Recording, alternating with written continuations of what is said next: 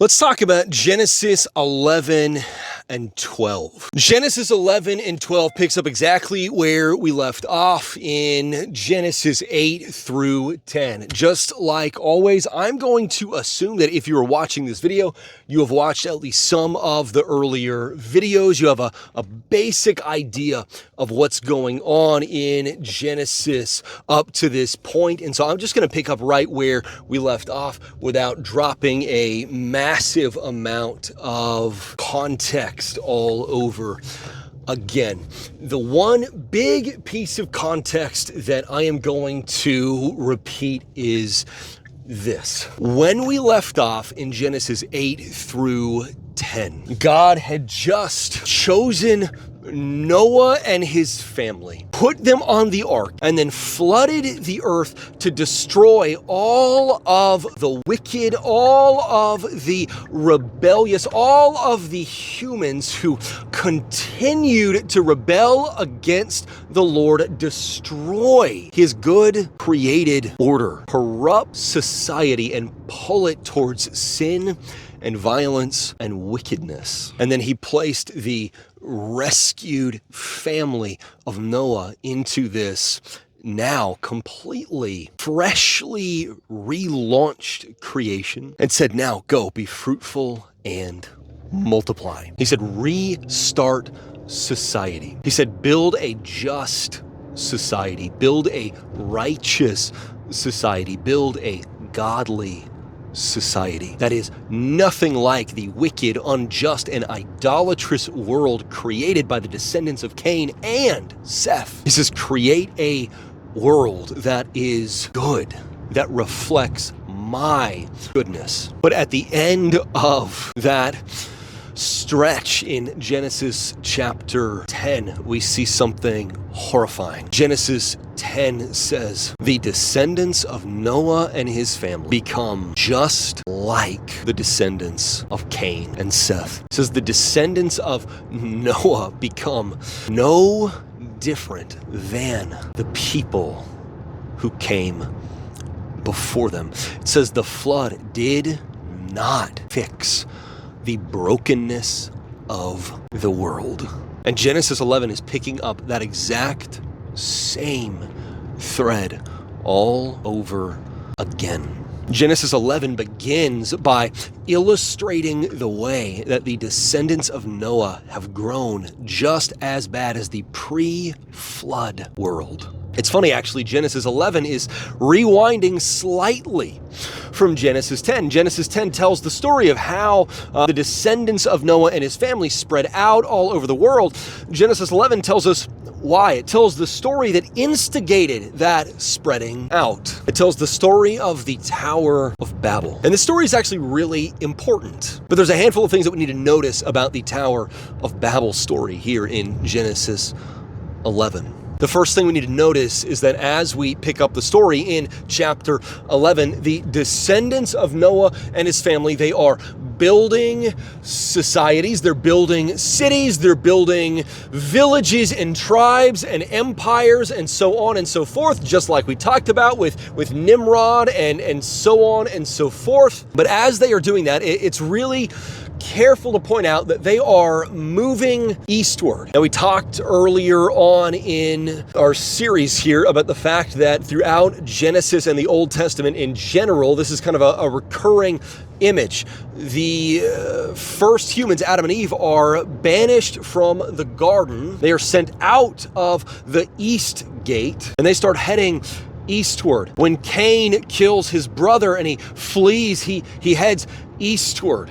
The wicked descendants of Cain build cities further and further eastward and on and on. This eastward movement is a kind of recurring symbol. It doesn't mean that there's literally anything bad about east as a direction. That would be bad for us. The church that I'm a pastor of is in North Carolina, which is very, very far over to the east in the continental United States. But this eastward movement is just kind of used as a sort of visual metaphor for moving away from God's purpose, moving towards destruction, moving towards brokenness, moving towards rebellion and distortion. Essentially, humanity is moving away from God's purpose in exactly the same way the humans before the flood moved away from God's purpose. The descendants of Noah, this relaunched humanity, is rebelling against the Lord all over again. And that rebellion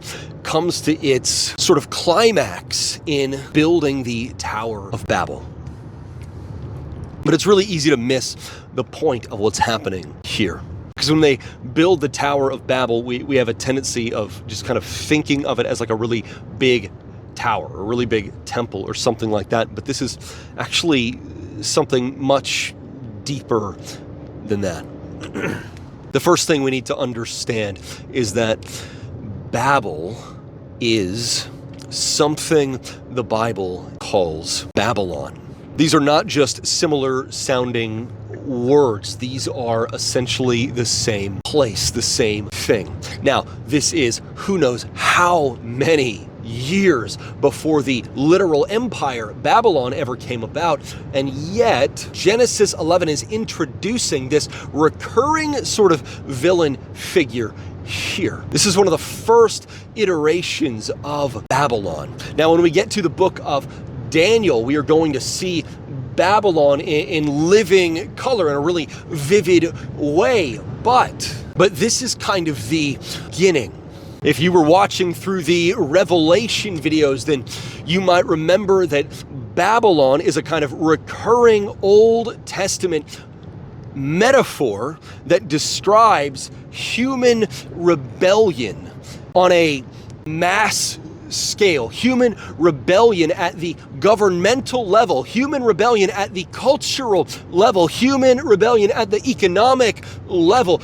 Babylon is kind of an image of the wicked, broken, rebellious systems that humanity creates that opposes the Lord and oppresses his people. Babylon was a literal empire that existed in history, but that literal empire became a kind of shorthand metaphor for the human tendency to build governments and empires and cultures and economics and systems of all kinds to oppose the Lord and oppress his people. And the Tower of Babel is actually an outworking of that. Why is that? Here's why. Most likely the Tower of Babel is what scholars refer to as a ziggurat.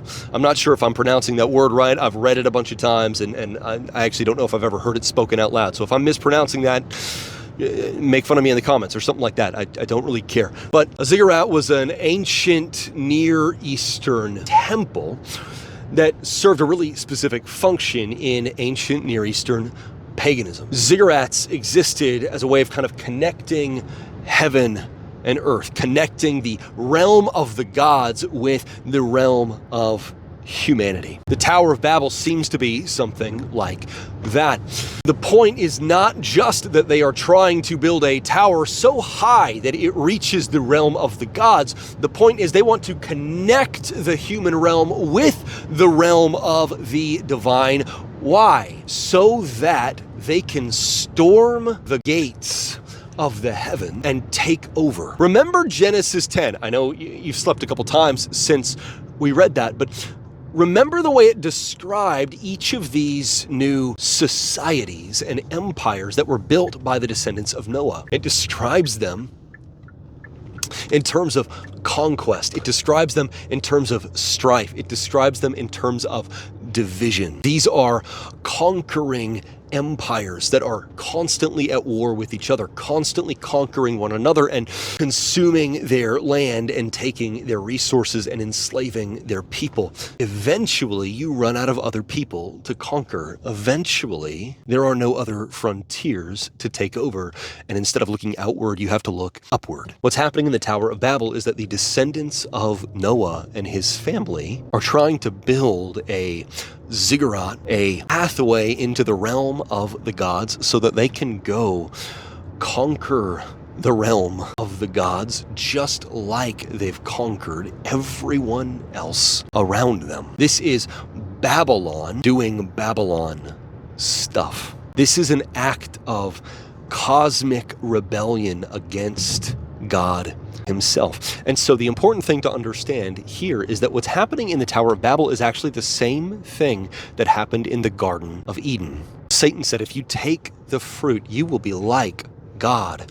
Adam and Eve took the fruit as an act of rebellion against God. Taking the fruit was an act of trying to dethrone the true king and become their own kings. And in the same way, building the Tower of Babel is an attempt to dethrone the true king and become our own kings. And even more than that, building the Tower of Babel is the same thing as what Satan was doing when he rebelled against God in the heavenly places. We haven't gotten to that yet in the Old Testament. We'll get there and we'll talk about it. When Satan stirred up the heavenly rebellion, he was doing what?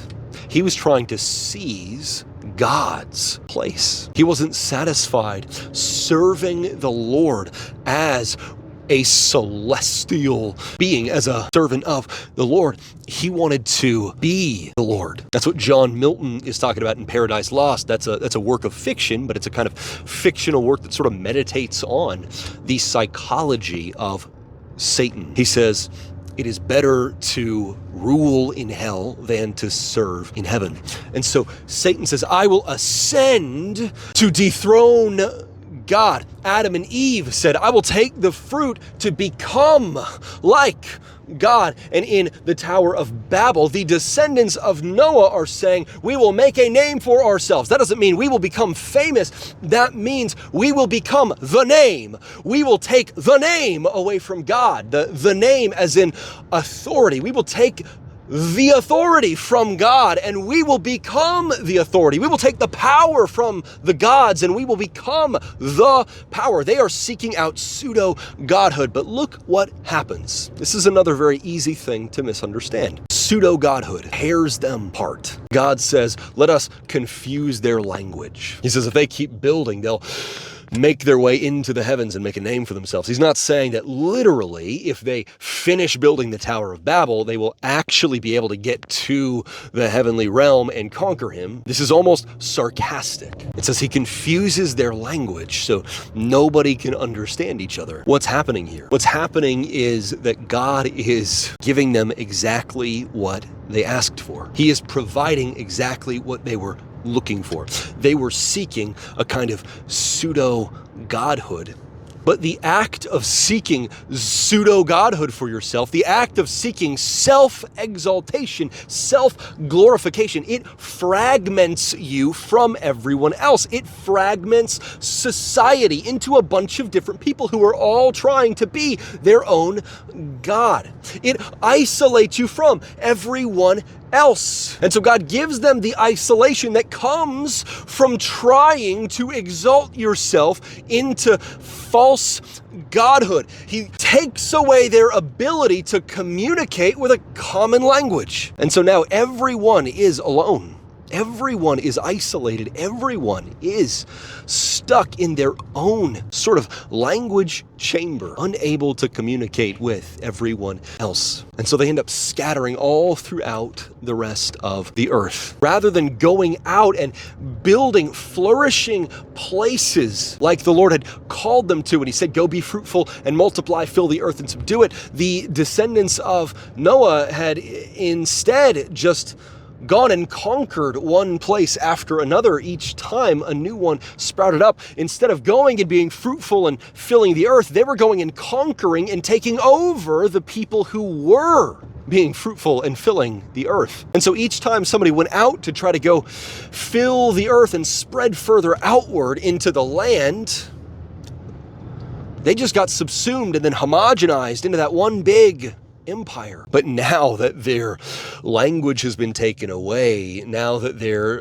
attempt at self-exaltation to pseudo-godhood has been disrupted, now they have no choice but to scatter. And so it's not that once upon a time they were united, but now they're being divided. They were already divided before. God is just turning that division into a literal physical division, the result of self-exaltation into pseudo-godhood is scattering, social fragmentation, brokenness multiplies. And so the Tower of Babel is this relaunched humanity reaching the exact same depths of depravity as the pre-flood humanity, to the point they are trying to conquer God himself. But that only ends in destruction. And so once again, it looks like God's promise has failed. It looks like God's promise to redeem humanity and restore our world has once again disintegrated before it can even get off the ground. But then something incredible happens. What happens is that Genesis 12 arrives, and we meet a man named Abram. And what happens when we meet this man named Abram actually has nothing to do with Abram.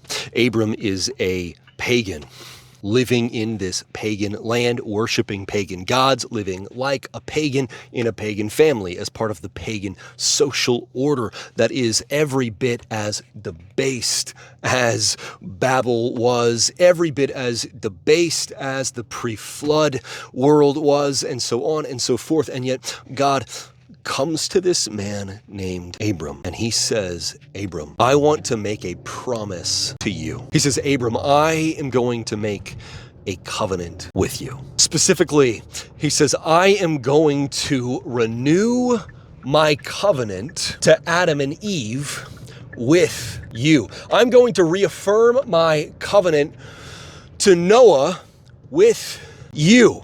He says, essentially, I promised Adam and Eve that I would send a savior who would redeem humanity and restore the world, who would crush the head of the serpent, who would destroy the devil and the forces of darkness, knock down the wall between humanity and me, and put everything right once again, once and for all. He says, I promised Noah that I would not destroy the world, but instead would redeem and restore the world, that I would not wipe out humanity, but instead would redeem and restore humanity. And now I am going to reaffirm my covenant, my promise through you.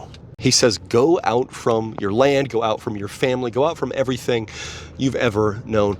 Go search for this land that I am going to bring you to. He says, I am going to give you an offspring. He says, in fact, I'm going to give you more offspring than you can ever count. I'm going to give you more offspring than there are sands in the sea, than there are stars in the sky.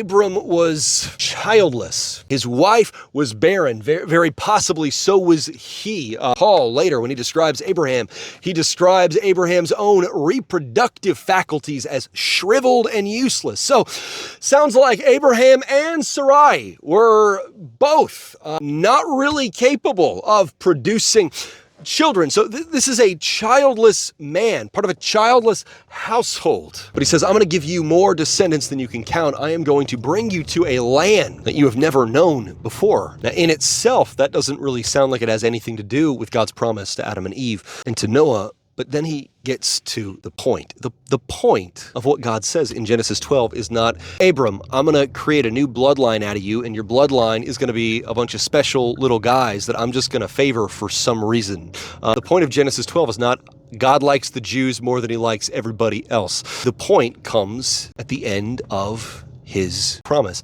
He says, through your offspring, all the nations of the earth will be blessed. He says, through your offspring, all the families of the earth will be blessed. He says, through your offspring, all the peoples of the earth will be blessed. He says, I am going to give you an offspring, and that offspring I give you is going to be that long promised savior that humanity has been waiting for. This promise is not about the nation of Israel as a geopolitical entity.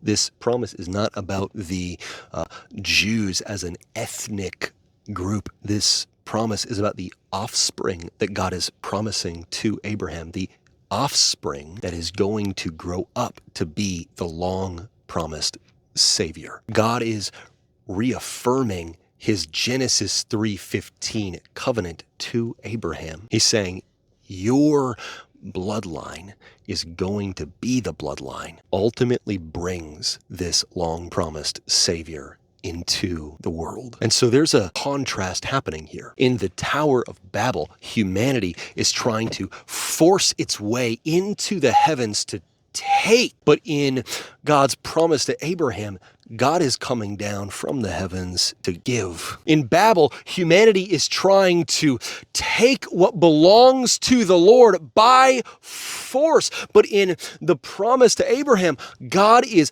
giving everything that belongs to him to us freely by grace. We don't have to build a massive tower that connects the heavens and the earth in order to get to God. He will come down to give it freely to us. And so God says, Abram, this is what I'm promising you. And if you believe that promise, then go. And Abram goes. When Abram goes out from his land, what he is doing is he is taking a step of faith. I know I say this all the time, but putting your faith in the Lord is not going down an aisle after an altar call all the time, but putting your faith in the Lord is not going down an aisle after an altar call. That's a way that you can do it, and there's nothing wrong with that. But Abraham going in response to the Lord's call was placing his faith in the Lord. Responding to the Lord's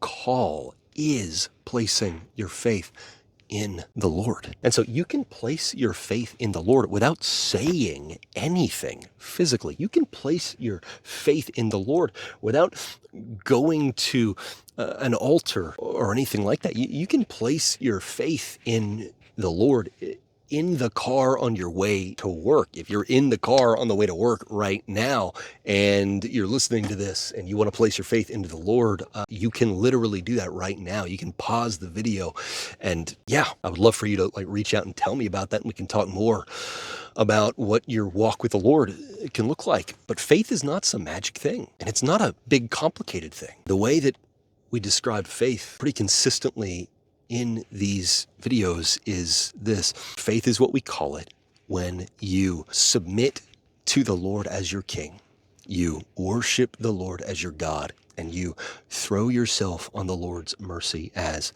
your Savior. That is what Abram is doing when he goes in response to the Lord's call. And so this is just like Noah responding to the Lord's call by building the ark and then getting in it. This is just like Abel responding to the Lord by giving him the best of his livestock as a sacrifice. That was an act of faith. He's demonstrating his faith. And in the same way now, Abram demonstrates his faith by going. But here's the best part. The worst part of the story is also the best of the story, because this faith that saves Abram is not perfect faith. It's not even particularly good faith. It's not even particularly strong faith, because very quickly, literally a few verses later, what happens? Abram's faith wavers.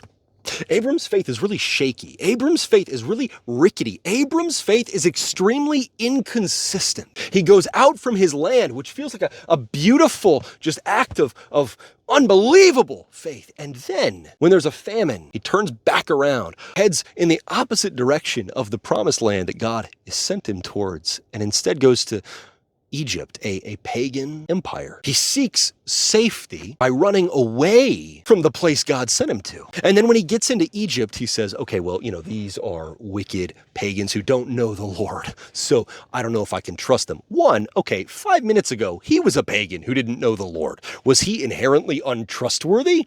No, Abram got real prideful about the fact that he belongs to the Lord now real fast. Abram started stereotyping everybody else who believes the same stuff he did 5 minutes ago real fast. But he says, they're going to kill me and take my wife because my wife is so beautiful. Apparently, she was just like a weirdly hot 100-year-old. I don't know. I haven't met a lot of hot 100-year-olds. No offense to any 100-year-olds who are watching this. I mean, when my wife is 100, she'll probably be pretty good looking. Well, But the point is, Abraham's faith immediately wavers. And so he lies and says that his wife, Sarai, is his sister, which is kind of wild. I genuinely don't really get why Sarai went along with that. We're going to see a little later in the story. Sarai is not the quiet, subordinate, submissive, yes, sir, walk all over me like a doormat type. Sarai is very much the tell you to sit down, shut up, and stop telling her what to do type. Sarai actually, honestly, kind of seems like she might be the one who's in charge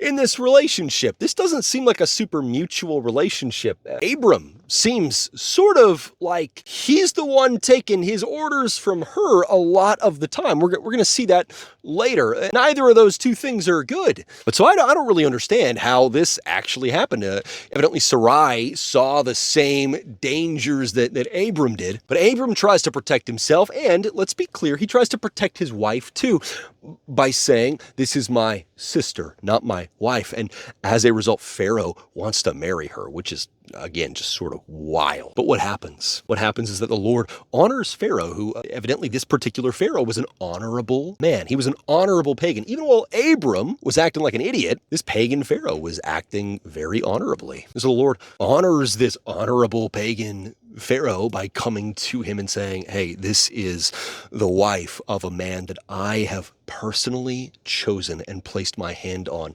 If you do anything to his wife, I will kill you.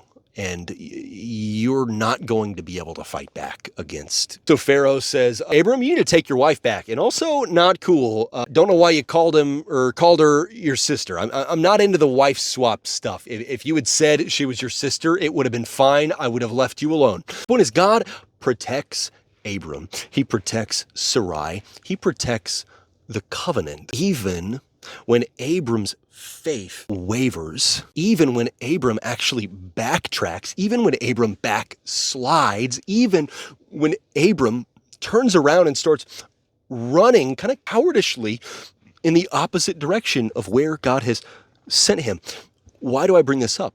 It's because the covenant does not hinge on Abram's stability. Covenant doesn't hinge on Abram's faith being perfect. The covenant doesn't hinge on Abram's faith being consistent. The covenant doesn't hinge on Abram's faith being strong. The covenant doesn't hinge on Abram's faith being even particularly good. The covenant hinges on God's faithfulness to Abram, not Abram's faithfulness to God. And so the Lord rescues Abram and Sarai from the famine, from the situation with Pharaoh, from the situation in Egypt. He protects them from the Egyptians because at that point in time, the norm was that if you were a stranger or a foreigner or a sojourner, they would terrorize you, at best kill you, at worst often enslave you, other things like that. The ancient Near East was vicious towards strangers, foreigners,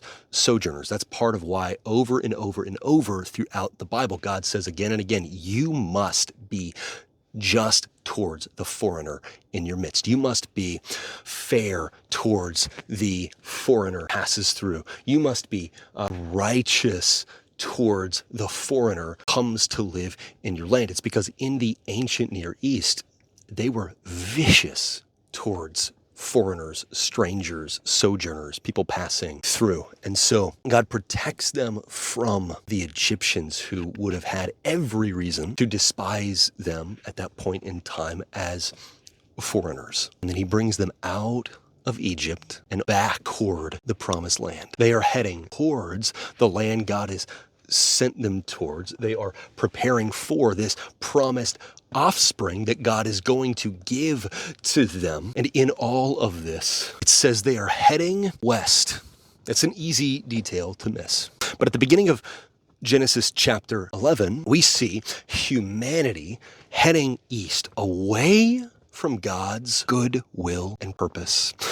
But at the end of Genesis 12, we see Abram and his household heading westward toward the promised land where God is leading them. They are heading toward God's purpose. And the end result of all of this is going to be that the long-promised Savior is born. And this long-promised Savior will go to the cross, knock down the wall between us and God, crush the devil and the forces of darkness, put everything right again, redeem humanity, and restore our world. That is Genesis 11 and 12. I know there's a lot of things that we didn't get a chance to talk about, so hit me up with all of the questions that you have about Genesis 11 and 12, and we will work through every last one of them together. But between now and then, I love you guys. Take care. And keep reading. Hey, what's up? It's Pastor Ryan from Mount Zion Baptist Church. I'm extremely glad that you watched our video, and I hope that the Lord used it to speak to you in a very powerful and specific way. Hit the like and subscribe buttons on this video so that you can keep up with everything that we put out and we come up a little bit higher in your algorithm, and send a personal message to our YouTube account. I would love to hear from you, get to know you, pray with you a little bit. Between now and then, take care.